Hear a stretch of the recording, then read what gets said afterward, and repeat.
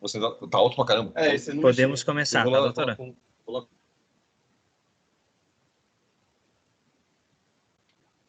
Então, boa tarde a todos que nos acompanham. Vamos começar, então, essa nossa capacitação virtual. Cumprimento a todos que hoje estão aqui presentes. Nós temos hoje, muito feliz, né, a presença de várias equipes do estado inteiro. Temos também a feliz notícia que nós temos integrantes do Ministério Público do Mato Grosso também nos acompanhando hoje, dada a relevância, né, desse tema na política do idoso. Então, para quem não conhece, eu sou Lia Dalmucci, sou promotora de justiça, estou como coordenadora adjunta do Centro de Apoio Operacional dos Direitos Humanos Terceiro Setor do Ministério Público de Santa Catarina. No dia de hoje, então, vou estar aqui com vocês, vou estar como mediadora e também fazendo uso da palavra. O evento de hoje, ele faz parte, então, né, de uma capacitação do protocolo do idoso. Para nós darmos início, então, passar uma contextualização um pouquinho do evento para vocês e vamos dar início, então, à nossa capacitação. Segundo aponta o site do IBGE, com acesso na data de ontem, a estimativa de população aponta aqui, no Brasil, em 2040, o percentual de pessoas idosas superará o número de crianças e adolescentes até 14 anos. E em Santa Catarina, a perspectiva é que isso ocorra ainda em 2035. Esse dado é de grande repercussão, na medida em que paramos, então, para pensar se estamos, de fato, preparados para essa realidade, enquanto sociedade, enquanto Estado. Dados também revelam que esse crescimento no percentual de pessoas idosas é acompanhado pelo aumento do número de casos de violência notificados. O relatório de denúncias no Disque Direitos Humanos, né, o Disque 100, no ano de 2021, até a data de ontem, aponta que entre as 233.454 denúncias registradas no Brasil contra grupos vulneráveis, 61.341 são contra pessoas idosas, ficando atrás, então, apenas do número de denúncias contra o grupo de crianças e adolescentes, que registra 75.575 denúncias. Por certo, né, que a humanidade convive com a violência desde sempre. As formas, intensidade, o quantitativo decorrem do nível evolutivo e da maneira como são estabelecidas as relações sociais entre seus integrantes. A violência, então, ela pode ser entendida como um fenômeno universal, coletivo e subjetivo. E, por isso, a sua identificação nem sempre ocorre de forma imediata e simples.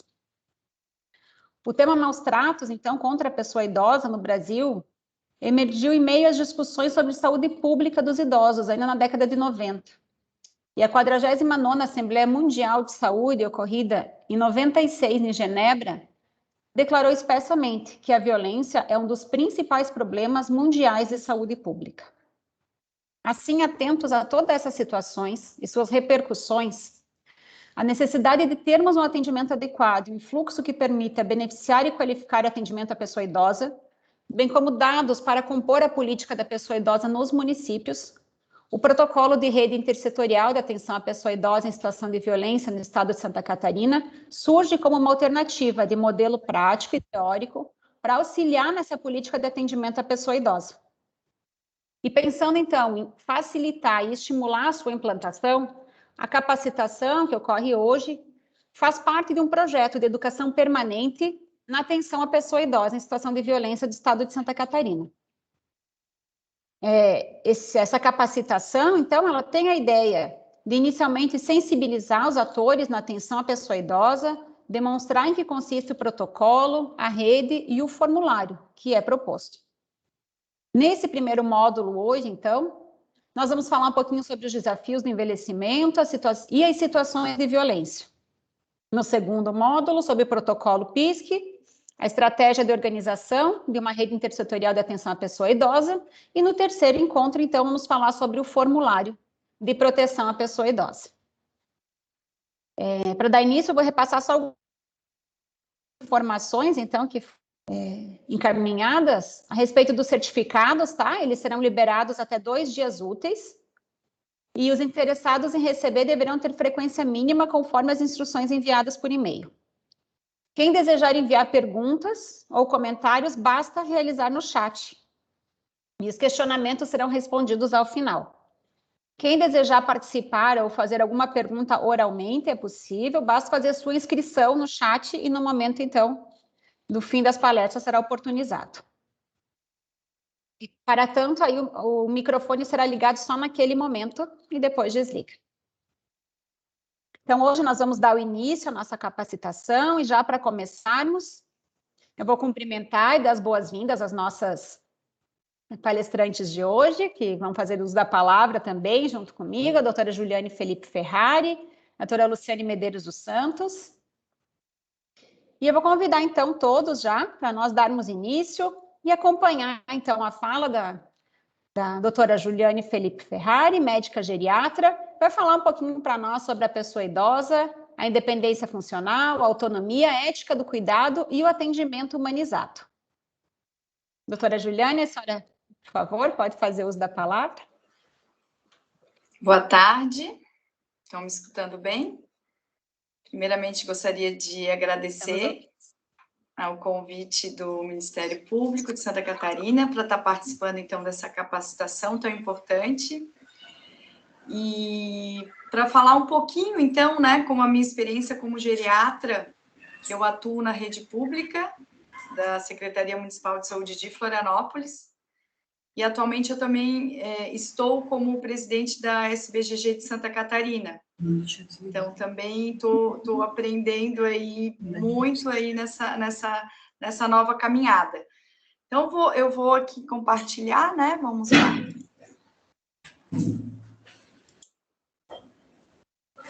Vamos ver aqui. Estão me vendo? Estão enxergando bem? Ainda não está compartilhando. Não? Mas acho que já começa, às vezes demora um pouquinho. Às vezes demora um pouquinho, ver se... Deu certo? Porque eu não consigo ver vocês daí. Ainda não. Vamos ver se o Thiago dá uma força. A gente fez o teste aqui com o Thiago. Thiago, fiz alguma coisa de errado? Thiago, desculpa. Não. Eu não sei se você está com o aplicativo ou está pela internet. Aqui. Estou pela internet aqui, deixa eu ver. Tá. Então, na parte de baixo, vai ter 3 pontinhos ali. Isso, apertei já aqui. Isso. Tá, vai ter uma telinha com uma setinha para cima. E vai ter abrir bandeja de compartilhamento. Isso, já fiz isso. E aí tu aperta em tela. Aqui, ó. Ou área de trabalho. Vê se apareceu agora. Isso, agora sim. Agora sim? Tá então tá. Agora sim. Então tá bom. Obrigada, desculpa aí, então. Então, vamos lá. Então, o título, né, como a doutora Lia já falou, a pessoa idosa, a independência funcional, a autonomia, a ética do cuidado e o atendimento humanizado. Deixa eu só ocultar aqui, né? Então, como já foi falado, né, muito importante, quem são os nossos idosos, né? Envelhecer, ao contrário do que se tem falado por aí, que velhice é doença, e existe até uma campanha organizada por vários países, principalmente da América Latina, contra a inclusão do termo velhice na classificação internacional de doenças pela Organização Mundial de Saúde. Velhice não é doença, velhice é uma tendência mundial. Então, a doutora Lia já falou bem, né, sobre envelhecimento da população. Então, em 2050, estamos logo ali, teremos 25% da nossa população, a população mundial, a população do Brasil, composta por idosos. Então, eu trouxe para vocês aqui o dado do IBGE, da nossa população atual no Brasil, do dia 5 de outubro, claro que hoje já deve ter um pouquinho mais de gente, né? Mas que a gente pode ver, então, que nós temos 213 milhões de pessoas, né, no Brasil. Se a gente fosse calcular hoje, então, 25% dessa população, teríamos mais do que 50 milhões de idosos no Brasil hoje, né? Atualmente, o dado que se tem é que nós temos mais de 34 milhões de idosos no Brasil. Se a gente for pensar, então, na população de Santa Catarina, onde nós temos 7 milhões, mais de 7 milhões de pessoas, então também calculando aí 25% da população, que logo, logo chegaremos lá, e como a doutora Lia também comentou, Santa Catarina provavelmente, né, vai chegar antes nessa população de idosos. Será que realmente estamos preparados? O que a gente precisa fazer realmente para tratar, cuidar melhor do nosso idoso?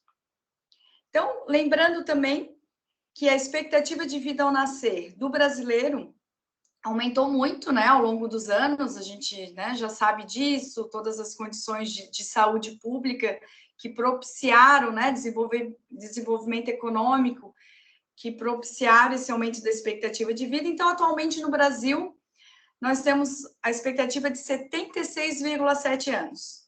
A má notícia é que com a pandemia, nos tirou de 1,9 a 2 anos de expectativa de vida. E, infelizmente, né, são algumas das consequências dessa pandemia do Covid-19.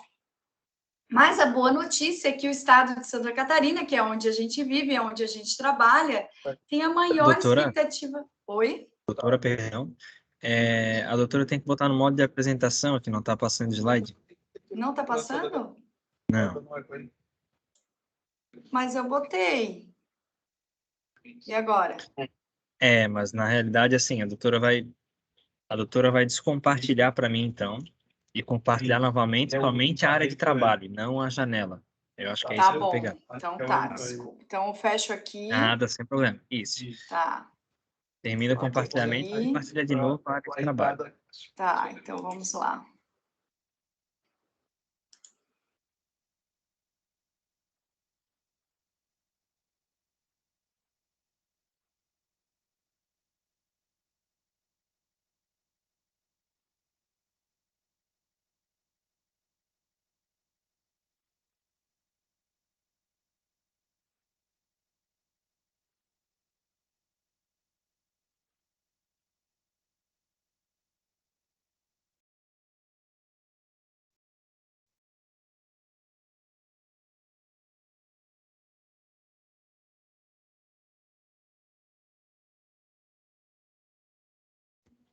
Vamos ver como é que... Conseguiu descompartilhar aí, doutora?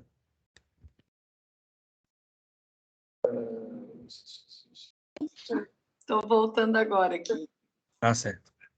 Tá, olha só. Aqui agora está dizendo que somente organizadores e apresentadores podem compartilhar. Acho que você vai ter que me colocar novamente como apresentador. Ah, mas qual é? Quero ver qual usuário que a doutora está falando. Eu estou de Juliane. Certo.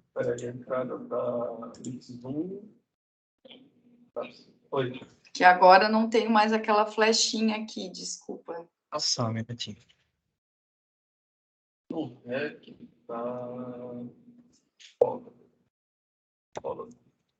Não está muito bom. Agora deu, né? Na realidade, a doutora não descompartilhou tela conosco, nenhuma. Não? Não. Então, como é que a gente faz? Continua a outra tela? Não. A tela está congelada na apresentação da doutora aí. Tá. Para mim, vou tentar de novo aqui, vamos lá. Ok. E agora? Isso. Agora tá aparecendo? Agora sim. Aí a doutora dá um F5 aí que vai dar certo. Deu certo? Deu certo. Agora sim. Deu? Então desculpa. Então, voltando aqui, mas vocês estavam me escutando? Sim, escutando bem. Sim, normal. Sim. Então, vamos lá, mundo moderno, né? Então, no estado de Santa Catarina, nós temos a maior expectativa de vida do país, com 79,4 anos. Uma notícia ainda melhor aí para as mulheres, que eu estou vendo que somos a maioria aqui na reunião hoje, que a expectativa de vida das mulheres é de 81 anos. Então, aqui, esse gráfico mostra, né, como realmente a expectativa de vida em Santa Catarina está acima, né, da expectativa geral do Brasil. Então, isso é legal, né, para nós, mas, ao mesmo tempo, nos traz ainda mais responsabilidades, né? Eu trouxe essa notícia, esse jornal de 1960, gente, em que fala a reportagem ali, ó, ônibus entrou na casa da humilde e foi apanhar a velhinha de 42 anos. Então, quanta coisa mudou, né, de 1960 para hoje, 2021, em que se considerava, né, uma senhora idosa de 42 anos, né? Quem são os idosos de hoje, né? Quem são os nossos novos idosos? Hoje em dia, o idoso de 60 anos, ele é muito heterogêneo.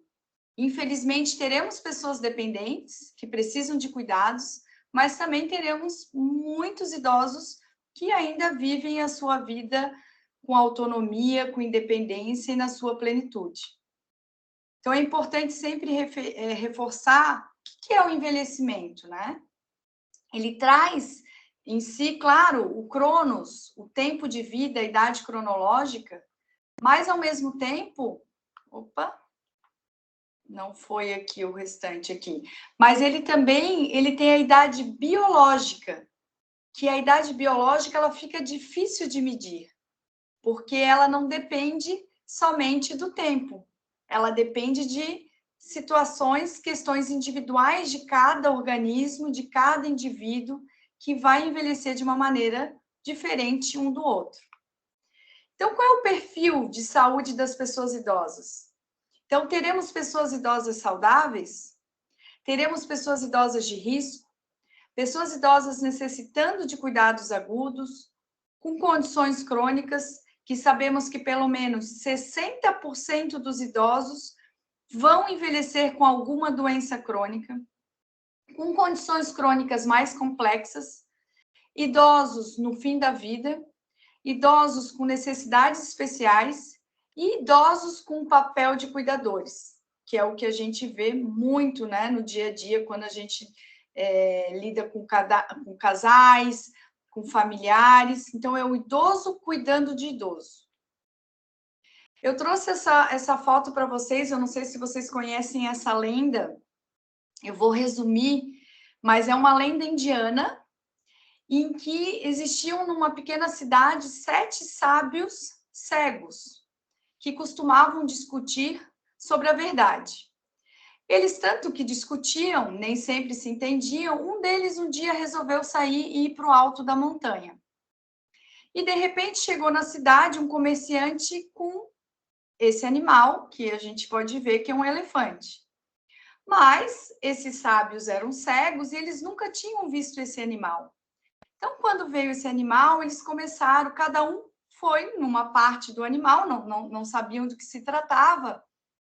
E um começou a dizer, olha, isso aqui é duro, isso aqui é macio, isso aqui parece uma parede, é grande, é pequeno. E o sábio que estava lá na montanha ficou sabendo que tinha chego um animal diferente na cidade e pediu para uma criança conduzi-lo até o centro da vila. Quando ele chegou lá, viu toda aquela especulação em torno do animal, ele pediu para a criança desenhar para ele como que era aquele animal que a criança estava vendo. E ele depois seguiu o contorno daquele animal e ele pôde ver que todos os outros sábios estavam falando a verdade, mas que, infelizmente, cada um só estava vendo uma parte do animal, não estavam vendo o animal como um todo. Eu trago essa analogia para falar do idoso, porque muitas vezes a gente faz isso. A gente vê o idoso só um aspecto daquele idoso, né? E não é assim que funciona, e não é assim que a gente deve fazer um atendimento ético e um atendimento humanizado. A gente, cada vez mais, a gente precisa da equipe, a gente precisa do atendimento multidisciplinar. Ninguém trabalha sozinho, eu como médica não trabalho sozinho, um enfermeiro também não, psicólogo, educador físico, assistente social. Todos nós precisamos das visões uns dos outros para que a gente realmente consiga enxergar o nosso idoso da forma integral. Então, a gente precisa de uma avaliação complexa, considerar valores culturais e religiosos, expectativa de vida e anseios do paciente, necessidades especiais e adaptação do ambiente, muitas vezes, família, todas as relações afetivas e conflitos, porque nem sempre é só amor, né? O estresse do cuidador, a gente também tem que cuidar de quem cuida, as relações e atividades sociais daquele paciente, renda, recursos de suporte e evitar as condutas onerosas. Então, cada paciente, a gente também tem que avaliar todas essas questões. Porque qual é a demanda de quem envelhece, né? De maneira geral, quem envelhece gostaria de permanecer na sua casa, ter uma alimentação saudável e equilibrada, manter seus vínculos sociais, sentir-se seguro em casa, deslocar-se na cidade, então ter independência de ir e vir, manter suas capacidades, ou seja, a sua funcionalidade, divertir-se, claro, ser bem cuidado todos os dias. O envelhecimento, ele é uma fase natural da vida. Ela é determinada basicamente por 3 fatores: genética, estilo de vida e ambiente. Reforço aqui mais uma vez o hashtag da campanha Velhice não é doença. Mas a gente sabe que o que realmente determina o envelhecimento saudável é o estilo de vida. Então, às vezes, a gente fica muito apegado na genética ou até no ambiente. Como eu falei, moramos em Santa Catarina, no estado que tem a maior expectativa de vida do Brasil, mas o que realmente vai fazer diferença na saúde desse paciente é o estilo de vida. Programa regular de atividade física, dieta saudável, dormir bem, ser social e intelectualmente ativo, não fazer uso do fumo e moderar a ingesta de álcool. Então, isso aqui, claro que é um resumo, né? Não são todos os aspectos que a gente tem que levar em conta, mas, assim, resumindo, né? Seria isso. Porque a gente tem que pensar em atividades que vão levar à promoção e à prevenção de saúde. Quando eu penso em promoção de saúde, eu penso o quê? Em medidas que vão alterar meu estilo de vida. Isso vai fazer com que diminua o risco de eu adoecer ou de eu morrer. Quando eu falo de prevenção de saúde, eu estou falando de prevenção de doenças. Então, eu vou pegar aquela doença antes que ela aconteça, por exemplo, uma pressão alta, antes que eu tenha um problema cardíaco, um diabetes, antes que eu tenha alguma consequência do diabetes. E, no caso, se eu já tiver alguma doença, eu vou também prevenir que ela evolua e que tenha outras consequências, tá? Então, promoção e prevenção de saúde é o que nós, profissionais de saúde, devemos estar provendo para o nosso paciente. Mas a gente tem desafios, claro, quando a gente atende o idoso. A gente precisa contribuir para que, apesar das progressivas limitações que podem ocorrer em alguns pacientes, que a gente já viu que as pessoas vão envelhecer de maneira diferente, mesmo assim com limitações, que os idosos possam redescobrir possibilidades de viver a sua vida com a máxima qualidade possível, com autonomia e com independência. E a gente também tem um grande desafio de fazer com que a sociedade reconheça as potencialidades e o valor da pessoa idosa, que isso deve ser ensinado desde lá da infância, no colégio, a valorização ao idoso. Então, tem uma frase do Dr. Renato Maia Guimarães, que eu gosto sempre também de falar, principalmente quando estou com famílias grandes, né, que gosto, todo mundo quer falar, quer dar sua opinião. A gente sempre tem que escutar, em primeiro lugar, o paciente. O paciente é o principal informante, mesmo quando pouco informa. Então, quero deixar esse recado também para vocês.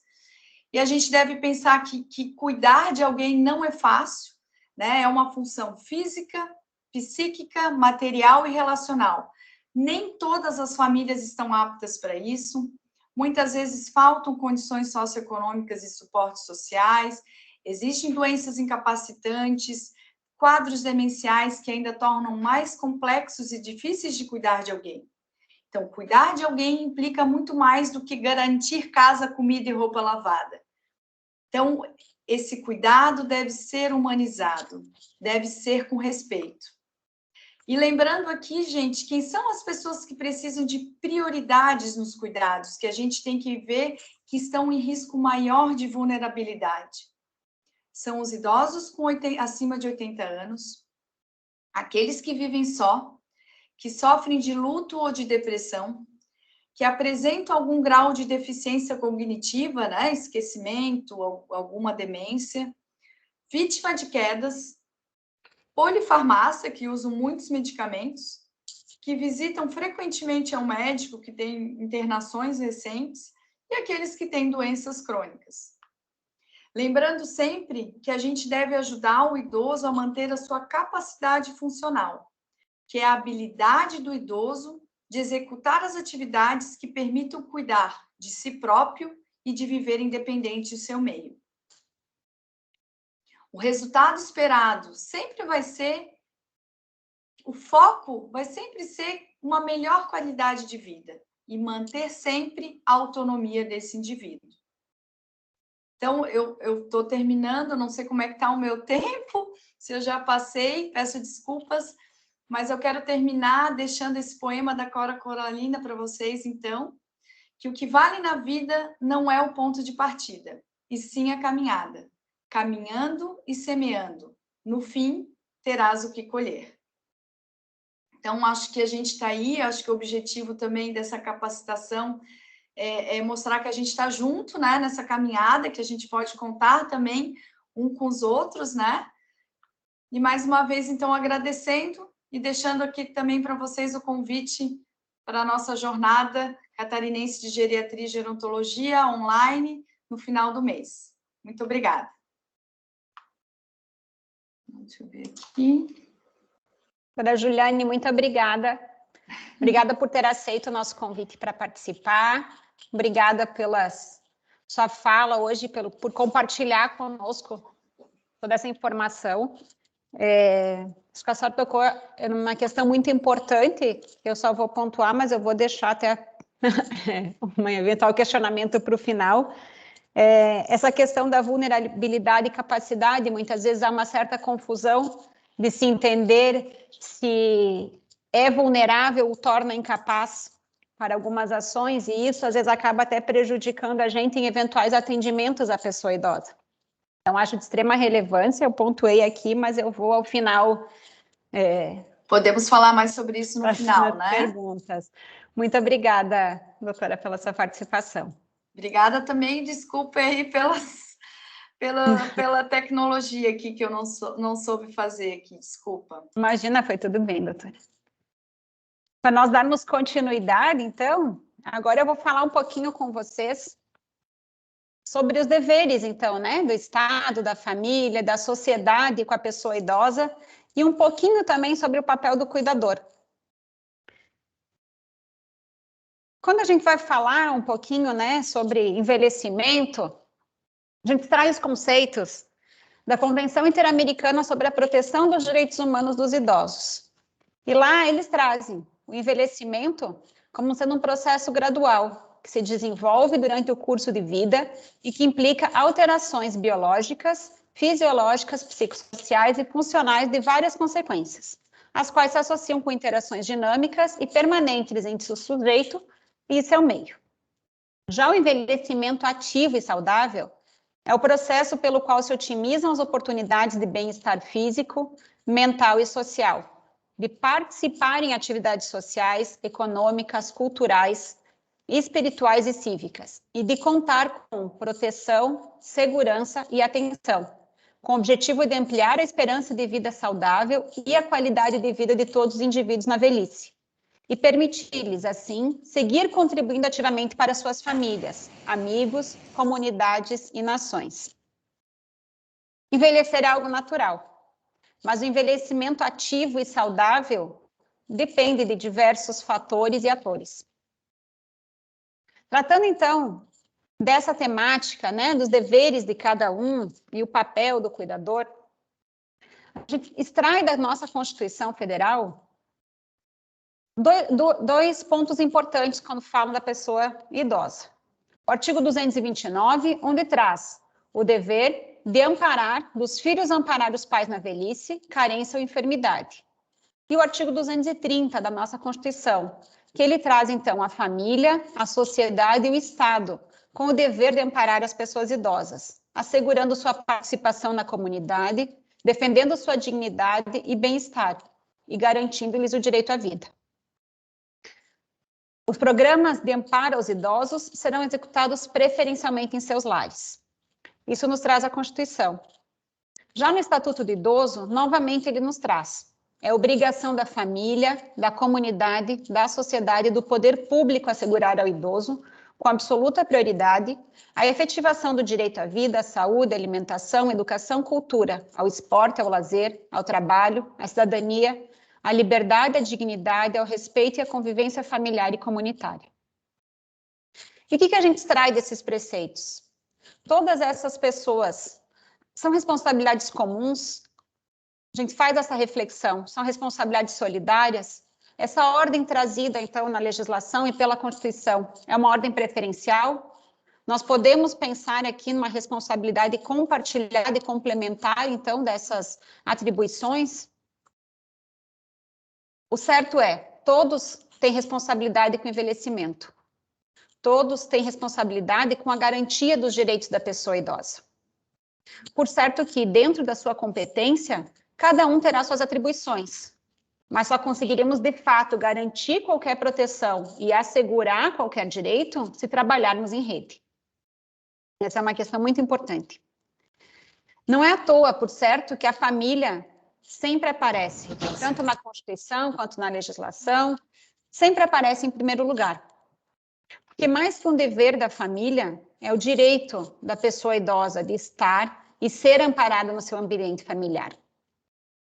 E como é que nós podemos, então, efetivar, né? Como é que nós podemos buscar que a família exerça, de fato, o seu papel, né?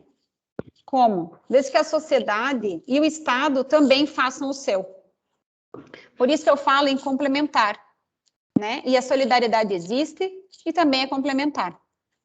O Estado e a sociedade, de fato, devem dar meios para que as famílias possam assim fazer. Muito se tem falado, quando a gente estuda essa temática, da questão do familismo, né? Quando, devido à baixa de oferta dos serviços pelo Estado, recai nas famílias a responsabilidade pelo bem-estar social. Isso ocorre porque, muitas vezes, o foco da ação pública é centralizar na família a proteção de seus membros, e não em um sistema pró-família, né? Estabelecendo meios e cuidados para que a família possa promover esse cuidado. E sim, né, a pessoa idosa ela tem o direito de conviver no seio da sua família, no seu ambiente familiar, no seu ambiente comunitário. E não se está aqui dizendo que a família deve esperar que o Estado e a sociedade forneçam ou façam tudo. A família tem sim o seu papel, a sua responsabilidade, mas ela também precisa ser amparada como um todo, para que esse papel seja devidamente desempenhado. Quando nós pensamos, né, se nós estamos prestando um atendimento a uma pessoa idosa, nós conseguimos enxergar todo aquele meio que ela convive? E eu me refiro ao meio familiar, agora nós, enquanto rede de atendimento, qualquer um que preste atenção ou atendimento à pessoa idosa em seu setor. Como é que nós fazemos para poder enxergar essa pessoa idosa? O que a família precisa para poder atender às necessidades dessa pessoa? Entender a história pregressa, a história atual, não só de saúde, mas comportamental, de rotina, respeitando crenças, respeitando cultura, eventuais limitações físicas e psicológicas, o momento vulnerável da família.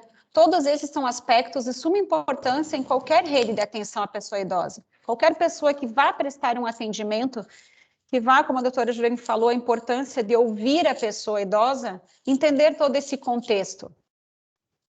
A sociedade ela vai desenvolver um papel importante. A sociedade, ela se organiza para constituir, eventualmente, as ILPIs, as famílias acolhedoras. A sociedade, a comunidade, ela, né, vai receber a pessoa idosa com respeito, preservando, respeitando a sua autonomia, não discrimina, não deixando de dar emprego, contribuindo para os fundos. O convívio social digno e respeitoso é uma premissa para envelhecimento saudável e digno. E o Estado, por sua vez, já diz o Estatuto do Idoso, né, no seu artigo 9º. É obrigação do Estado garantir à pessoa idosa a proteção à vida e à saúde, mediante a efetivação das políticas sociais públicas, que permitam o envelhecimento saudável e em condições de dignidade. Mais uma vez aqui, a complementariedade. A política pública, ela funciona se souberem como usá-la. Ela é a base, sim, para atenção à pessoa idosa. Mas quem vai operacionalizar ela deve saber como usar. As políticas direcionadas diretamente à pessoa idosa são de suma importância, mas também são importantes políticas voltadas, então, aos familiares, aos cuidadores familiares e à sociedade que indiretamente vão refletir na melhoria da atenção à pessoa idosa. Nesse ponto, então, a gente vê de suma importância, aproveitando o momento, a participação dos conselhos de direito, a participação dos representantes de pessoas idosas na formulação das políticas públicas. São elas que vão nortear a ação do Estado, são elas que vão direcionar os recursos do Estado no atendimento. Ou seja, os conselhos de direitos, os representantes das pessoas idosas devem ter a participação ativa, né, e enquanto sociedade nesse contexto, e devem estar presentes sempre na formulação dessas políticas. Título de exemplo, até citar, acabei vendo várias decisões que autorizam, por exemplo, a redução de carga horária de trabalho e do salário para servidores poderem conciliar cuidados, né, com pai, mãe, avó, com pessoas idosas que requerem algum cuidado maior. Mas será que essas iniciativas precisavam serem judicializadas? Elas não poderiam já partir de uma iniciativa do Estado, mediante uma alteração legislativa? Isso não deixa de ser uma política pública. Sabe? Então, a gente vê assim, eu vi raríssimas legislações municipais que prevêem com relação à pessoa idosa especificamente. Nós temos aqui no Estado, em especial, várias legislações municipais, inclusive uma legislação estadual, prevendo, né, a possibilidade da redução de carga horária para pais e mães com filhos que necessitam. E as legislações, elas trazem muito a questão de... a maioria, né, prevê assim, que pode ser para cuidar de filhos e até cônjuges e pessoas que requeram cuidados especiais e que tenham dependência socioeconômica. A maioria não traz a questão da pessoa idosa. E nós pensando nessa questão, o aumento do envelhecimento, será que não seria viável hoje já se pensar nessa mesma hipótese com previsão legal, sendo desnecessária uma judicialização? E essa é uma demanda que, sim, ela pode ser levada, inclusive, pelos conselhos, na participação da pessoa, dos conselhos e das pessoas representantes da pessoa idosa na política pública, né? E eu falo também, eu quero ressaltar aqui, eu vou fazer uma breve reflexão só com vocês, a gente tem um tempo curto e a gente quer poder pontuar algumas coisas para ficar reflexão e as equipes também poderem trabalhar isso. A figura do cuidador familiar é uma figura que vem aumentando bastante. Segundo dados da agência do IBGE, o número de familiares que se dedicavam a cuidados de indivíduos de 60 anos ou mais saltou de 3,7 milhões em 2016 para 5,1 milhões em 2019. Ao mesmo tempo, diminuiu a quantidade de pessoas cuidando de crianças de até 5 anos. Em 2018 e 2019, o percentual de pessoas que cuidam de crianças teve queda, de 1,5 na faixa de 0 a 5 anos. Isso a gente encontra no site da agência do IBGE. Isso, claro, tem muitos reflexos. O aumento do envelhecimento, o suporte do Estado muito maior na área da infância, isso, né, a questão de creches, a questão de ter esse suporte escolar, e acaba que a área da pessoa idosa vai ficando defasada por falta de algum suporte de fato do Estado. Então, eu ressalto, complementando também o que a doutora Juliana falou, a importância de olhar para o cuidador, né? Ela vai ainda além, porque ela é uma linha de prevenção de eventuais violências familiares. A doutora Luciane depois também vai entrar com vocês, né? Muitas vezes os cuidadores familiares, o que acaba acontecendo? Eles deixam de ser filhos, né? Eles se tornam um cuidador profissional, porque aí eles têm a responsabilidade, né? Aquele almoço de domingo, aquela troca de afeto, carinho, a conversa, acaba se transformando em responsabilidade, eventualmente de troca de fralda, medicamento, de banho, alimentação, acompanhar nas consultas. Isso acaba desgastando a relação pai-filho e vice-versa. E acaba, infelizmente, muitas vezes sendo causa de violência familiar. E o cuidador acaba que ele não olha para si. Ele se envolve nessa situação e acaba não olhando. E a gente não para, às vezes, para pensar também na situação dele. Esse cuidador tem alguma fonte de renda? Ele tem algum amparo assistencial? Ele vai ter uma aposentadoria? Como é que fica a vida dessa pessoa? Então, olhar para o cuidador também é uma forma de evitar a violência, né? Poder se antecipar um pouquinho às situações, conhecer a realidade daquela família, pensar também numa política para o cuidador. Eu quis trazer essa pontuação e esse tema do cuidador aqui também, porque a gente sabe, né, das relações familiares, a gente viu aqui hoje nessa nossa capacitação, nós temos uma grande parte do pessoal que são as equipes de assistência social, e eu imagino que sejam situações de cotidiano com quem trabalha com essa temática, de lidar com questões de briga familiar, porque um irmão ajuda, outro irmão não ajuda, porque aquele que ajuda quer a casa, aquele que não ajuda a cuidar, não ajuda financeiramente, e acaba estremecendo toda a relação familiar.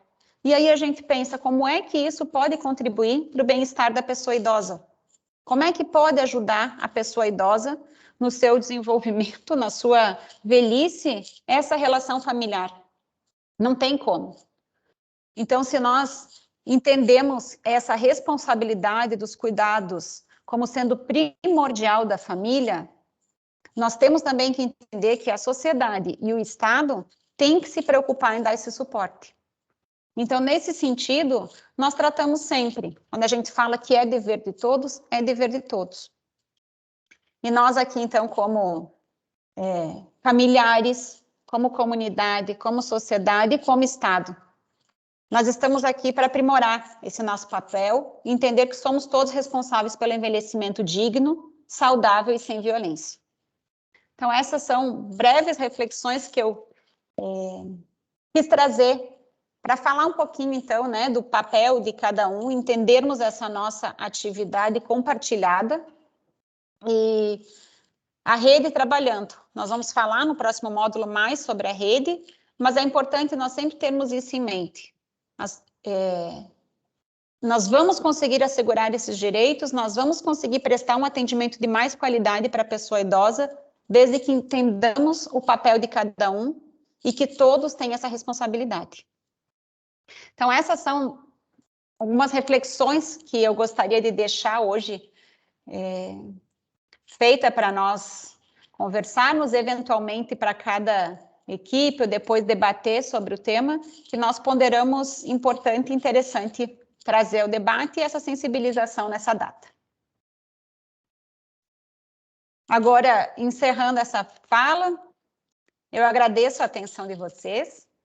Eu vou convidar, então, a doutora Luciane de Medeiros dos Santos, que vai fazer uso da palavra. A doutora Luciane, ela é doutora em Ciências da Saúde, ela é analista do Ministério Público de Santa Catarina, e vem desenvolvendo um trabalho brilhante na área da pessoa idosa.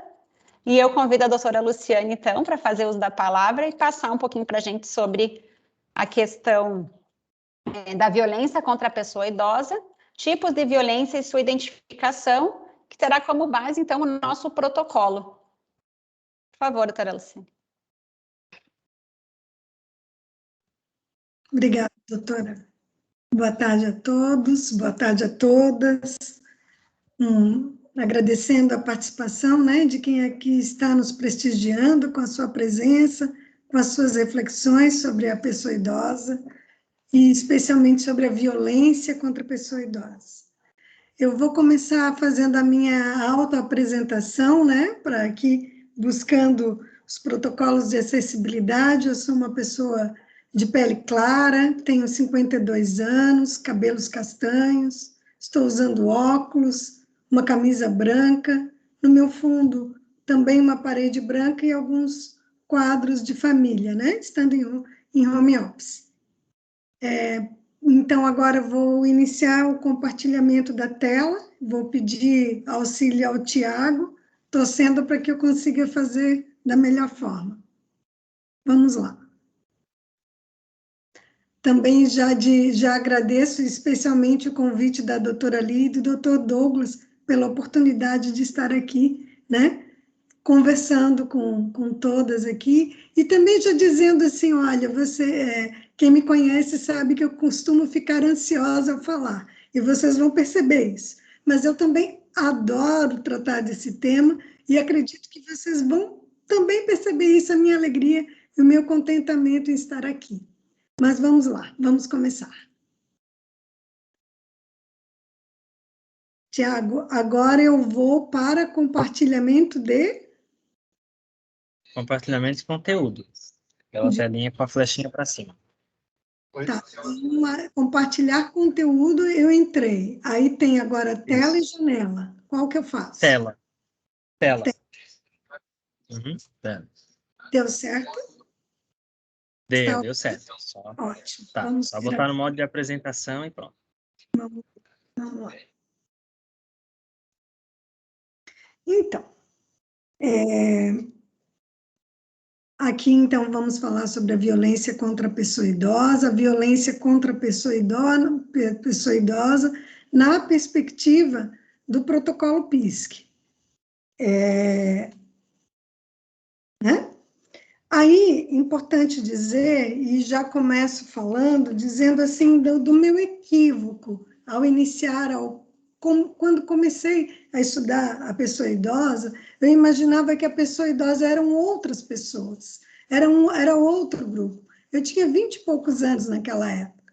E, na verdade, a pessoa idosa somos todos nós. Nós, hoje ou amanhã. Se eu sou jovem, um dia serei pessoa idosa. Idealmente, essa é uma condição que nos une, que nos faz sermos todos participantes do mesmo grupo. Isso nos coloca com mais empatia, porque eu não estou tratando dos outros, eu estou tratando de mim mesmo, de eu hoje ou eu amanhã. E também entendendo que essas pessoas idosas são pessoas diferentes umas das outras, elas têm singularidades, assim como eu tenho as minhas singularidades, assim como eu não sou igual exatamente às pessoas da minha faixa etária. Somos pessoas, somos liberdade, somos um conjunto de aspectos e de singularidades, e é importante olhar para a pessoa idosa dessa forma. E por essa razão a gente coloca e lembra ali a figura do jovem e daquela idosa. E aí já vou buscando falar sobre a questão do envelhecimento. O envelhecimento, inegavelmente, é uma conquista de toda a civilização. E ela acontece de uma forma diferente no mundo inteiro. Se, por um lado, essa conquista, ela traz o desafio da mudança das estruturas, da mudança de uma sociedade para se equipar, para construir recursos que atendam essa população, esse envelhecimento nos países desenvolvidos, ele aconteceu em torno de 2 séculos, como a França, como a Alemanha e outros países. Nos países em desenvolvimento, ele levou apenas algumas décadas para que isso aconteça. Então, o envelhecimento no Brasil, e o exemplo perfeito é o Brasil mesmo, que aconteceu em poucas décadas, ele ocorreu quando a sociedade ainda não tinha organizado a sua condição de saúde, sua condição de moradia, de alimentação, nível educacional e tantos outros. E isso nos torna ainda mais desafiados por essa grande população que envelhece. Porque junto com o envelhecimento surgem também diversas questões a serem realizadas, e uma delas é a violência contra a pessoa idosa. E isso era até pouco tempo atrás considerado um tabu. Ou melhor dizendo, ele ainda é, mas agora se está falando. A Organização Mundial de Saúde vem denunciando essa realidade, dizendo que 1 em cada 6 pessoas no mundo, idosas, sofre violência, e que esse número ele ainda deve aumentar na medida que as pessoas envelhecem, e vai aumentar ainda mais nos países em desenvolvimento, justamente por essas estruturas sociais, por essa rede de apoio não estar organizada. Como bem lembrou a doutora Lia ali falando dos cuidadores, é disso que nós estamos falando. Temos um país envelhecendo e estruturas não adequadas a essa realidade. E aí nós temos, assim, condições desafiadoras para lidar. E a principal, ou uma das principais, é, de fato, a violência contra a pessoa idosa, e que piorou ainda mais durante a pandemia, como também lembrou a doutora Juliane. Dessa violência contra as pessoas idosas, segundo o Disque Denúncias, em 2019, 48 mil denúncias foram feitas de violência contra a pessoa idosa. Em 2020, 88 mil denúncias, quase que dobrou. No período de maio, e eu estou usando os dados que estão no protocolo PISC, do dia 1º de janeiro de 2021 a 19 de maio, já foram 31.916 denúncias.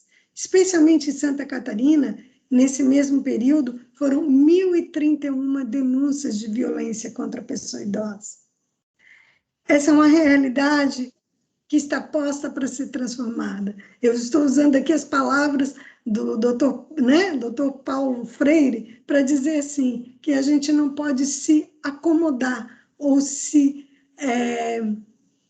não ver, não se deparar sobre isso sem se indignar, sem querer transformar, sem querer inserir no mundo transformações. E quando eu digo no mundo, é no mundo político, é no mundo das nossas famílias, é no mundo interno de nós mesmos. Aqui, no contexto das políticas públicas ou das políticas municipais de Santa Catarina, dos municípios, a tomada de decisão, para nós, representou o protocolo PISC.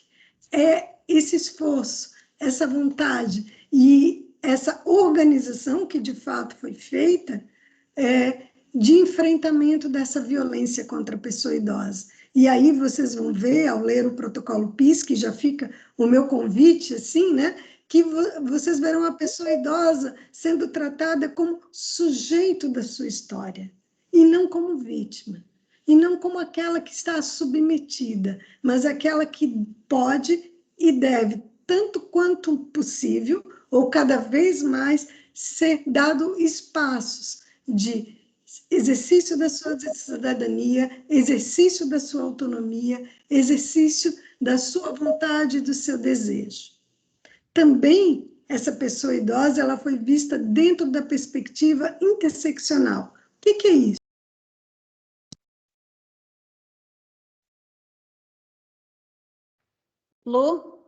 Luciane, o microfone. Oi, Luciane, fechou o microfone. Fechou. Vocês conseguiram ouvir até pouco tempo? Sim, sim. Ai, desculpa, então. Obrigada.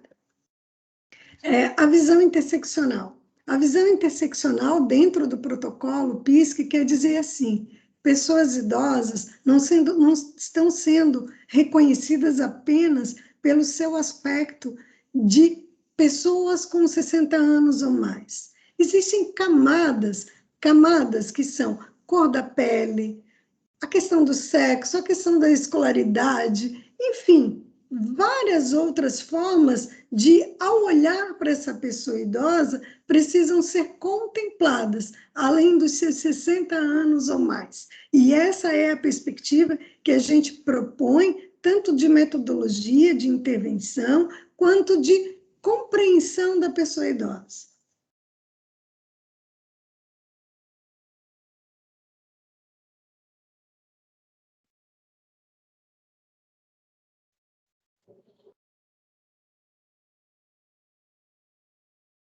Porque a gente diz assim, a violência contra a pessoa idosa é um fenômeno complexo. Complexo não no sentido de ser difícil de entender, mas é aquilo que é tecido junto, aquilo que precisa ser compreendido no conjunto das suas relações, no conjunto das coisas como elas acontecem no mundo das pessoas idosas, ou no mundo de todos nós, para que a gente saia daquela vamos dizer assim, armadilha de pensar apenas a partir do meu referencial teórico, apenas a partir do meu nível de compreensão.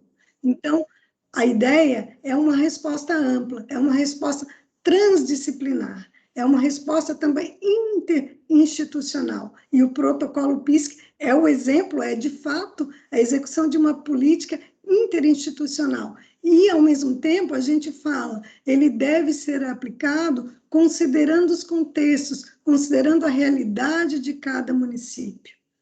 E somente assim, ou talvez com esse esforço, a gente vai conseguir, de fato, a superação, a transformação da violência, da situação de violência contra a pessoa idosa para um outro momento, um momento de maior pacificação, de maior inclusão. E aí, quando eu falo disso, e lembrando também a fala da doutora Juliana, nós estamos falando de conceitos que vêm da saúde, que vêm da medicina, que vêm da enfermagem, da psicologia, da capacidade funcional. Pessoas idosas, muito provavelmente, terão suas capacidades funcionais reduzidas na medida que os anos evoluem.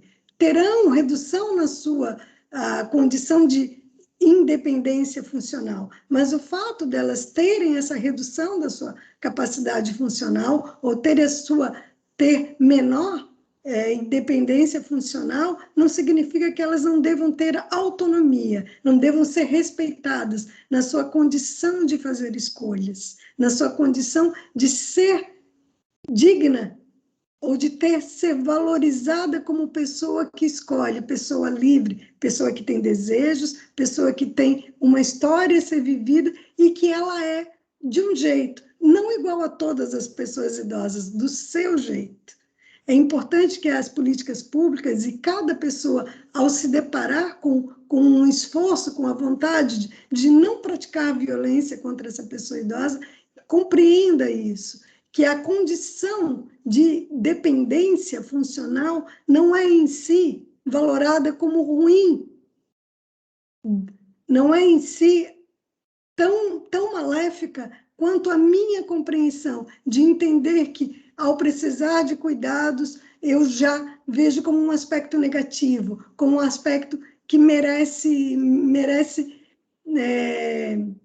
a minha menor valoração, a atitude preconceituosa e desnecessária de não lhe dar a oportunidade de escolha sobre questões pessoais, sobre questões da sua vida. E quando a gente fala isso, já vem a ideia do ageísmo, porque o ageísmo o que é? É o preconceito etário, é o preconceito em razão da idade, uma visão negativa, estereotipada sobre o envelhecimento, considerando não dentro de um ciclo vital, considerando não dentro de algo desejável do evoluir humano, do desenvolvimento humano. E aí é uma visão negativa sobre a forma de pensar, sobre a forma de sentir e sobre a forma de agir da pessoa idosa. E eu diria que isso é a mãe e o pai de todo tipo de violência, é o casulo de todos os tipos de violência, é a própria violência estrutural que se incide sobre a pessoa idosa e sobre todos os tipos de violência. E o que é a violência contra a pessoa idosa, né? A Organização Mundial de Saúde fala que é um ato único e repetido, ou a falta de ação adequada, num relacionamento onde havia expectativa de confiança e que causa dano ou sofrimento à pessoa idosa. Inclui todos os tipos de abuso, o físico, sexual, psicológico, emocional. Enfim, nós vamos detalhar frente. E o Estatuto do Idoso, ele também reforça, ele também positiva esse pensamento de a violência ocorrida tanto pela ação como pela não ação, aquilo que causa dor, sofrimento à pessoa idosa e que lhe confere menor respeito de dignidade, de ação sobre a sua vida. Aqui, os tipos de violência que estão tratados dentro do protocolo PISC, vocês vão, ao lerem o protocolo PISC, vão ver que nós colocamos vários exemplos de cada um dos tipos de violência, e eu vou pontuar alguns na minha apresentação. A violência física, ela, sem dúvida, ela é o primeiro, vamos dizer assim, ela é aquela mais fácil de ser compreendida. Licença. É a mais fácil de ser visível, de ser identificada. Mas, muito provavelmente, quando ela acontece, é porque todos os outros tipos de violência já ocorreram. A violência, e aí, exemplos, tapas, socos, chutes, eu não vou perder, assim, vou logo passar para a violência psicológica. Violência psicológica ou emocional ou verbal. São todas as formas de desrespeito, de preconceito, de depreciação, de rejeição, de intimidação contra pessoas idosas. É uma forma mais velada, é uma forma mais sutil, é uma forma onde as marcas não são visíveis e elas acontecem na sociedade de modo geral, dentro dos espaços familiares, dentro dos espaços institucionais. Ela não precisa nem ser dita, mas ela pode ser subentendida nas entrelinhas. E, apesar dessa forma de não identificação tão fácil, ela é das mais violentas, da que mais tem repercussões. São falas como, por exemplo, você não serve mais para nada, velho só serve para dar trabalho, velho, você é velho, então obedece porque depende de mim. Ou seja, se você é alguém independente, você não é alguém autônomo, ou você não é alguém tão humano, tão valoroso quanto eu. Para velho, qualquer coisa serve. Vindo da mesma lógica. Já passou a hora de morrer, está dando trabalho. Essas falas, essas violências, elas podem provocar situações das mais variadas do ponto de vista físico, de acometimento da saúde física, da saúde mental, inclusive muitas vezes levando até o suicídio de pessoas idosas. A negligência, o abandono, ela vem junto, e sempre dizendo, todas elas estão junto, todas elas estão emaranhadas, todas elas são complexas. A recusa, a omissão, o fracasso de cuidados, a pessoa idosa contra agravos que seriam evitáveis por parte dos familiares, por parte das pessoas cuidadoras, por parte das instituições. São as falhas nos atendimentos, das necessidades básicas dessas pessoas, com alimentação, com higiene, com vestimentas, com cuidados de saúde, e você observa como? Observa na forma como ela está vestida, num grau de desnutrição, num grau de desidratação, são várias as formas. E ela é talvez algo assim de um impacto muito forte e muito grandioso sobre a saúde dessas pessoas. Mas junto com a negligência, a gente fala da autonegligência. E aí eu vou lembrar a fala da doutora Lia, que às vezes a gente precisa tomar cuidado ao tratar das pessoas idosas, porque existe também a conduta da autonegligência, que é a recusa da própria pessoa idosa em fazer cuidados, em administrar cuidados consigo mesma, que pode também causar agravos nas suas em doenças crônicas para si, que pode causar depressão, mas às vezes essa autonegligência ela é confundida com a escolha da própria pessoa, com aquilo que ela deseja para si. Então, assim, como saber se se trata de uma condição de autonomia, onde eu faço escolhas que não são aceitas por aquele outro, pelo meu cuidador ou profissional que está ali na minha frente e se isso é um caso de autonegligência. Aí eu botei a pergunta, será? Eu diria que esse será ele vai ser respondido muito provavelmente por uma equipe multiprofissional, numa investigação mais profunda, talvez indo à casa da pessoa, talvez dando mais atenção e entendendo o que ela espera para a sua vida e o que ela quer para si. Porque a condição de autonegligência, sem dúvida, precisamos interferir para proteger a vida dela. Mas a escolha dela precisa ser olhada para que a gente não cometa aí mais um ato de violência, que é o desrespeito às suas escolhas, ainda que diferentes das minhas. A violência financeira, econômica, patrimonial é o uso consentido de recursos financeiros e patrimoniais, né? Obviamente, na maioria das vezes, ela é cometida por familiares e por pessoas da confiança, pessoas que têm acesso a esses recursos. Então, eles decidem, essas pessoas, sobre o patrimônio dessa pessoa idosa, sem lhe pedir autorização, apropriam-se de bens, aproveitam da confiança depositada, persuadindo, às vezes, a assinar documentos, sem explicar corretamente os objetivos, mas isso não é a única forma de violência contra a pessoa idosa, aquela ocorrida dentro do ambiente familiar ou dentro do ambiente de confiança. Ela pode ocorrer também pelas instituições, seja pela excessiva demora na concessão de aposentadorias ou benefícios, seja pelos aumentos abusivos dos planos de saúde em se recusar a custear serviços de saúde, pelo assédio na oferta dos empréstimos consignados, pelo insuficiente desenvolvimento de políticas e estratégias de proteção às pessoas idosas nas instituições financeiras. A violência medicamentosa é a administração de medicamentos sem obedecer à prescrição médica. Seja aumentando ou diminuindo ou excluindo medicamentos. Sinais, como eu percebo que isso está sendo usado de forma violenta?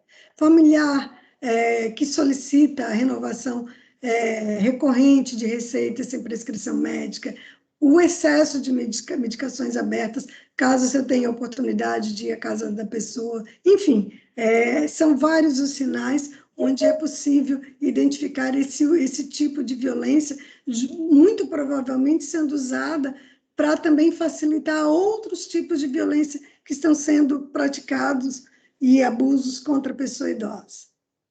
A violência sexual são os atos sexuais ou os jogos sexuais, a importunação sexual praticada contra a pessoa idosa sem que ela dê esse consentimento, sem a sua autodeterminação, passando a mão nos órgãos genitais, beijando de forma erótica a pessoa, roçando o próprio corpo dela, enfim, fazendo todos uns movimentos ou atos ou jogos sem que a pessoa idosa lhe dê a permissão.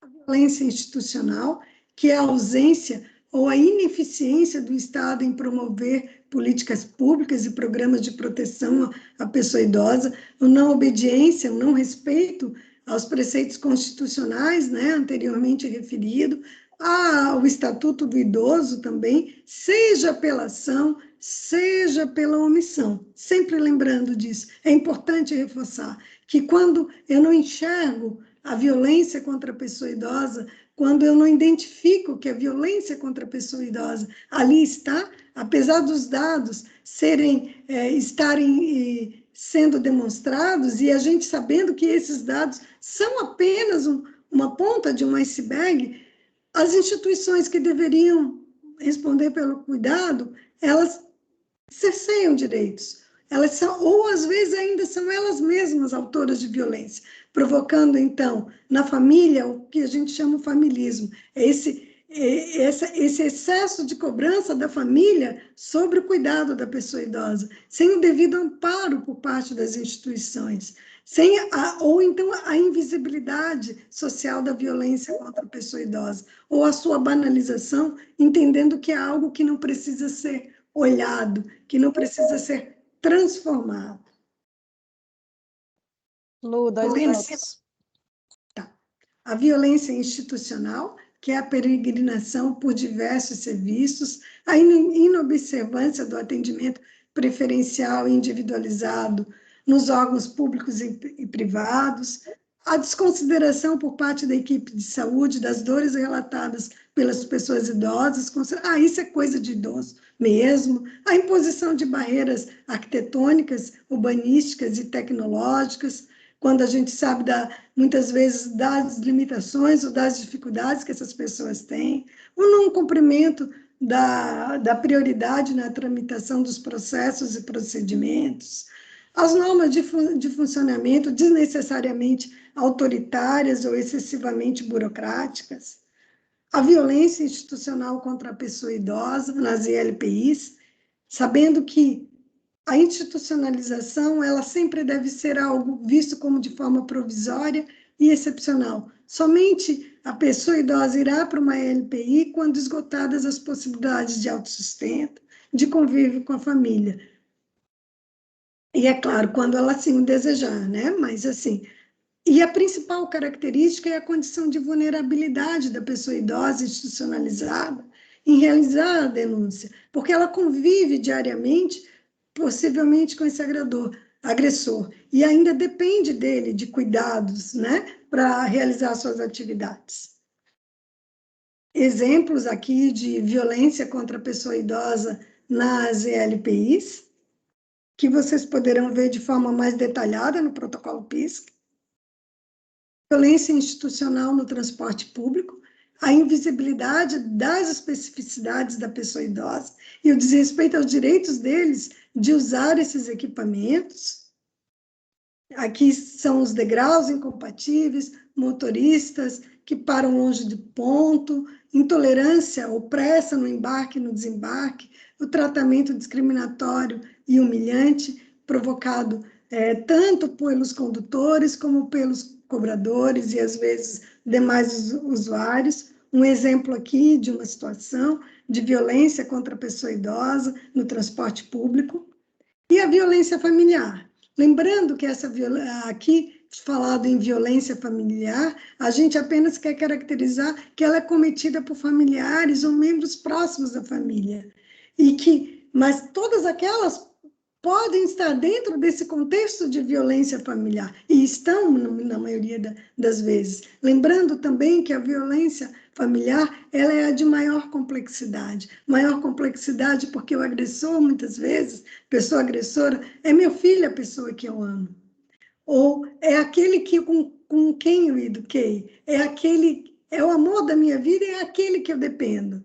Então, assim, sem dúvida nenhuma, uma condição de maior vulnerabilidade para a pessoa idosa quando essa violência é praticada dentro do seio familiar ou das pessoas próximas à família. Concluir tentando, né, dizendo assim, eu aproveitando a palavra de Kofi Annan, secretário da ONU, né, não consideremos os idosos como um grupo à parte, mas sim como nós mesmos seremos no futuro. E reconhecemos que todos os idosos são pessoas individuais, com necessidades e capacidades particulares, não um grupo em que todos são iguais porque são velhos. São como nós, somos nós mesmos. Muito obrigada, agradecendo então, dizendo que a bela velhice é possível, e a bela velhice certamente é possível com respeito à autonomia e à dignidade de todas as pessoas. Muito obrigada, devolvo a palavra à doutora Lia e convido a todos a lerem o protocolo PISC, que lá estará mais detalhado todas essas informações. Muito obrigada. Obrigada, Luciane. Importante esses apontamentos, e o que a Luciane falou agora no fim, de fato, esses tipos de violência estão descritos lá no protocolo.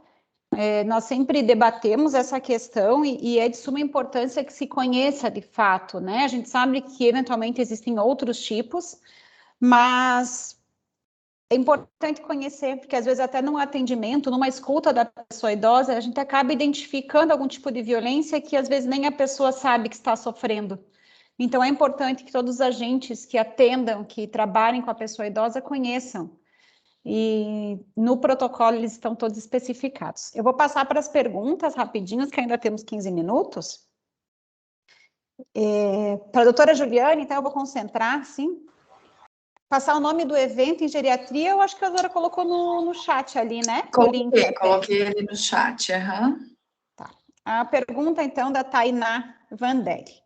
Diante dos dados apresentados pela doutora Juliane, quais os impactos da pandemia sobre a expectativa de vida da pessoa idosa? Então, né, esses dias até dei uma aulinha na Telesaúde, não sei se vocês conhecem, de repente tem lá acessível também, de fácil acesso também, que é da UFSC ali, né? E a gente estava falando justamente sobre o idoso pós-Covid, né? Então, infelizmente, se sabe que existe uma síndrome pós-Covid, que é o Covid longo, né? E que muitos dos nossos idosos, então, vão ter diminuição da sua qualidade de vida por N situações, manifestações clínicas crônicas, doenças cardíacas, pulmonares, e relacionadas à doença do Covid. Então, isso já é sabido, já se sabe, né? Depois de 1 ano e pouco, até a nossa jornada, a gente vai também focar bastante nessas alterações aí da saúde do idoso pós-Covid, em todos os aspectos, né? Não só médicos, mas também psicológicos. E então, tem um estudo da Harvard, de uma epidemiologista de Harvard, que fala como isso impactou na expectativa de vida, então, do brasileiro. E, infelizmente, então, as pessoas que estão nasceram em 2020 e em 2021, caiu, né? Porque o que é a expectativa de vida? Quando a gente, no ano de hoje, né? Com quantos anos que seria a média para a gente viver, né? Considerando vários aspectos. Que eu falei ali para vocês que é 76,7 anos, né? No Brasil, sendo que em Santa Catarina é maior. Então, caiu 1,9, 2 anos essa expectativa de vida. Então, as consequências são inúmeras, infelizmente, e por isso a importância, né, de toda essa rede também de apoio para a gente aí lidar e com certeza tratar melhor esse nosso idoso aí que teve Covid. Não só os idosos, né, mas assim, como o nosso foco é idoso, estou puxando para o lado do idoso, né. Obrigada, doutora. Mozara comentou sobre a redução da carga horária. Para quem cuida do idoso, seria adequada uma legislação que abarcasse essa demanda. Porém, a iniciativa privada, empresários, né, como agiriam com a redução de carga horária de seus colaboradores? De fato, é uma questão mais complicada a gente tratar sobre isso na iniciativa privada. Não há uma legislação que preveja essa redução, de fato, na iniciativa privada, e confesso que também acho que ela seria mais difícil de conquistarmos essa questão, não só por conquistar a legislação, não seria essa a grande dificuldade. A grande dificuldade é a sensibilização do empresário entender essa situação e, mesmo assim, contratar uma pessoa que precise dessa redução. Então, eu acho que é um aspecto um pouco mais complicado e que ainda nós levaríamos um tempo para conquistar isso, como deve ser de fato. Aí a Tainá pergunta, então, doutora Lia, os CREAS trabalham o papel protetivo das famílias em relação à pessoa idosa. Quando esgotam as estratégias do atendimento socioassistencial e o risco permanece, o MP é acionado por meio de relatório informativo. É dever do MP responsabilizar a família nesses casos? Isso tem ocorrido em Santa Catarina? Então, assim, Tainá, primeira análise sempre do Ministério Público é qual é a situação de risco da pessoa idosa. Então, a primeira situação sempre que se busca é afastar esse risco e primeiro buscar a proteção da pessoa idosa. Então, dependendo do que se está falando, de que tipo de risco estamos falando, primeiro se busca se vai afastar eventualmente da convivência familiar, tirar algum agressor de perto, enfim, primeiro resguardar a pessoa idosa. A responsabilização da família depende muito do fato. Se houver algum fato, né, que seria no âmbito criminal, por exemplo, sim, haverá responsabilização, sim. Sim, é feito, aí tudo depende do caso concreto e da investigação para isso, tá? Isso se for no âmbito da violência também. Passar para a Luciane, então, a questão da... Eu vou fazer junto, Luciane, as duas perguntas. Se pode exemplificar um caso de autonegligência e qual seria a conduta para a proteção desse idoso?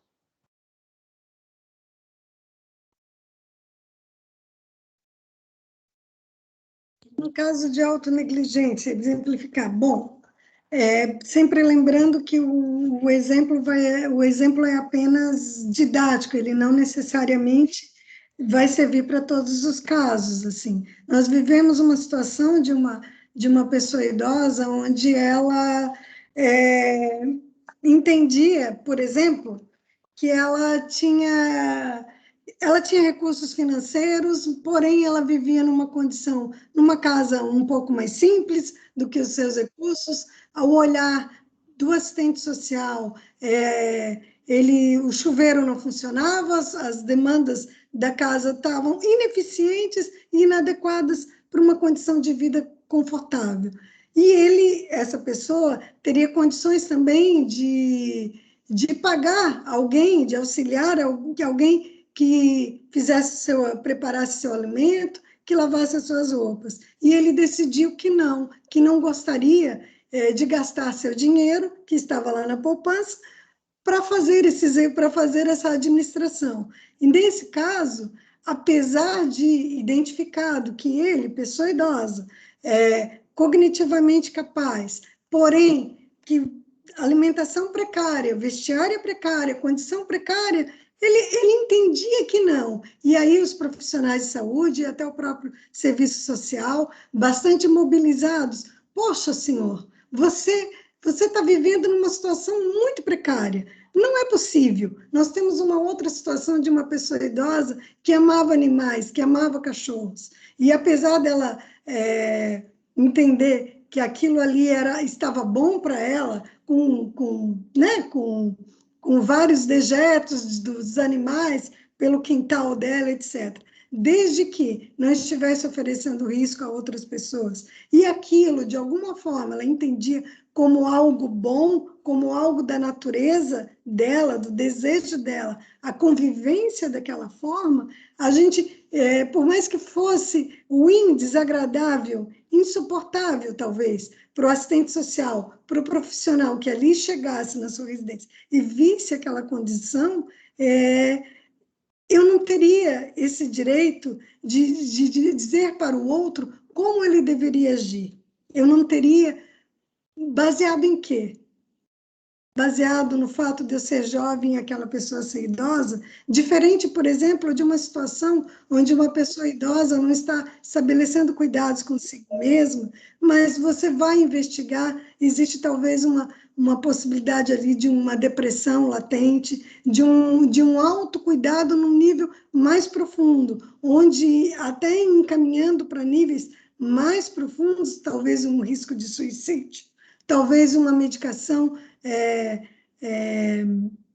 que não estava sendo utilizada e que possa, de fato, oferecer risco de vida para essa pessoa. Mas isso não é respondido de uma forma, por um olhar, mas o olhar dentro de uma equipe, e muito provavelmente um olhar que se repete. Você tem que ver essa pessoa mais de uma vez e olhar por perspectivas, lembrando ali a doutora Juliane, um elefante, pegando um pela tromba, o outro pelo pé, o outro por cima, enfim, esse olhar amplo, ou o olhar da interseccionalidade também, e o olhar transdisciplinar, para fazer uma compreensão mais profunda, mais atenta, para que a gente não corra o risco de violentar essa pessoa no sentido da sua autonomia. Aquele que é diferente de mim pode ser apenas diferente de mim. E aquele que é diferente de mim, sendo pessoa idosa, serve para a mesma explicação. Não sei se eu consegui me explicar, mas seria isso. É isso, de fato. Não é que seja uma detecção fácil, né? porque muitas vezes esse conceito parte também das premissas da pessoa que está identificando essa autonegligência. Então, por isso essa importância também de vários olhares.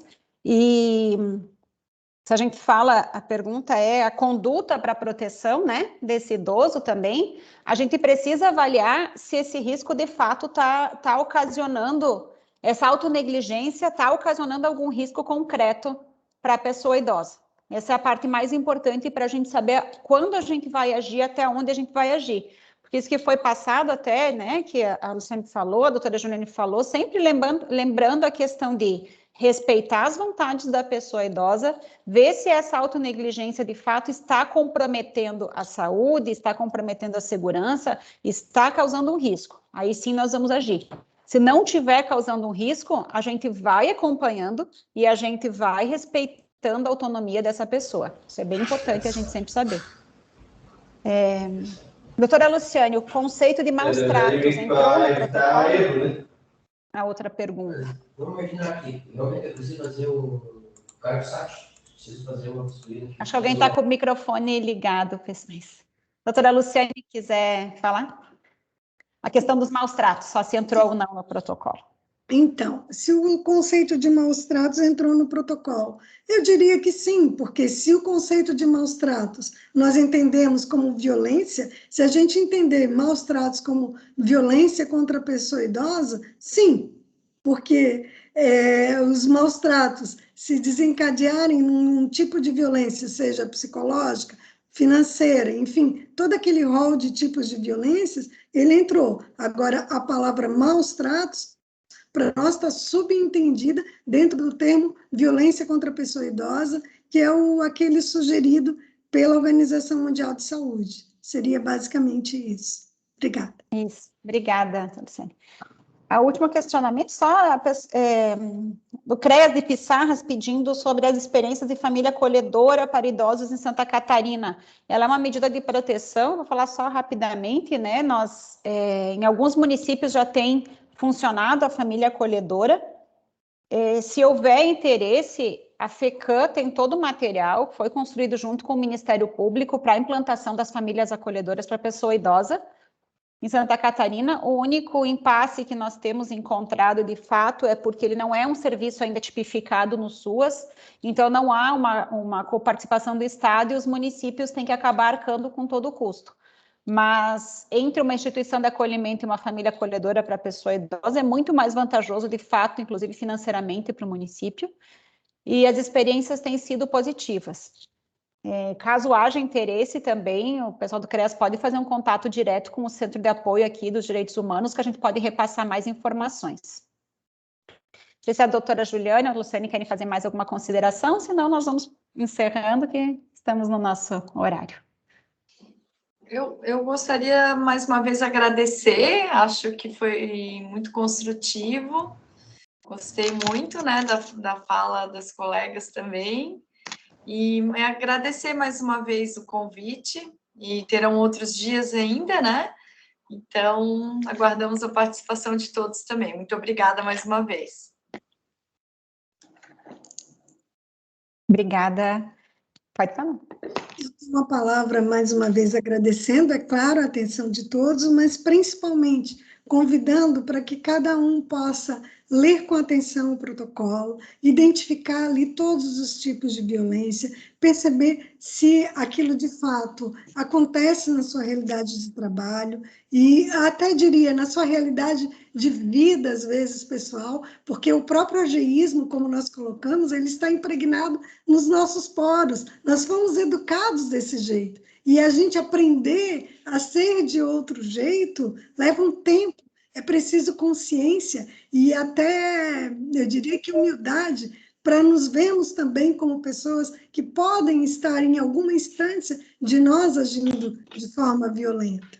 E mais, assim, lembrando assim, que, de fato, se a gente quer uma sociedade mais humanizada e se a gente quer um dia nos tornarmos pessoas idosas, ou seja, não ficarmos velhos, não morremos antes, e a gente quer ser bem tratado, a gente tem que começar a pensar e a olhar seriamente sobre isso. Olhar olhar com empatia, olhar com cuidado, olhar como olhar para si mesmo e para seu familiar.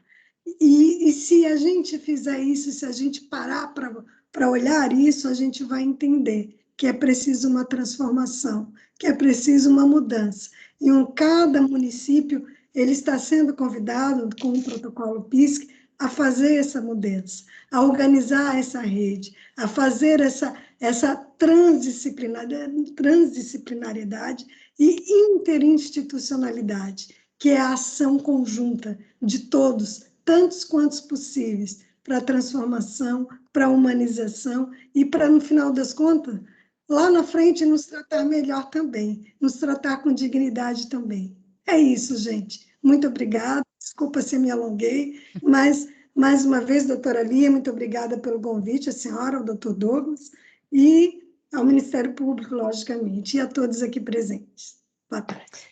Então, muito obrigada, Juliane, Felipe Ferrari, a Luciane Medeiros, todos que participaram, então, desse primeiro dia, que estiveram conosco nesse primeiro dia dessa capacitação. Já fica o convite para o dia 14/10, com início às 13h30, a segunda parte, quando nós vamos falar, então, o que é o protocolo, fazer uma explanação dele, os objetivos, os conceitos, né, as atribuições, os fluxos que compõem esse protocolo e falar um pouquinho dessa rede de atenção à pessoa idosa, como é que a gente pode fazer para engajar e ativar essa rede. E no dia 21/10, então, às 13h30, o último módulo para falar do formulário de proteção à pessoa idosa em situação de violência em Santa Catarina. Vamos falar um pouquinho o que é esse formulário, sobre o seu preenchimento e demonstrar ele prático, onde é que a gente localiza ele e faz o seu preenchimento. Então, mais uma vez, eu agradeço a todas e a todos que acompanharam a transmissão, que estiveram conosco, que se inscreveram, que vão participar e que estão engajados, na verdade, nessa causa da pessoa idosa, né?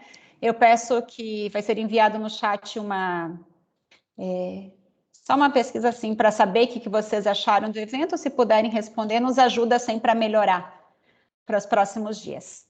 Tá bom? Então, uma boa tarde a todos e até na semana que vem.